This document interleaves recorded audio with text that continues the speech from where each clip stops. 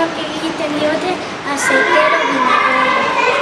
Horrela karramarro, horrela zarbitzestu, horrela aiztotxoa, horrela hartazotxoa. Asmatzen behar dugu, azkar eskutatu eta gero agapatu. Ez badu asmatzen, berriro egin bat dugu.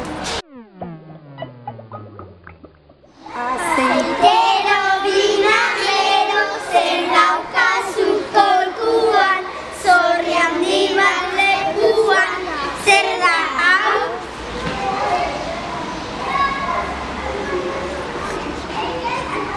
Karramarro.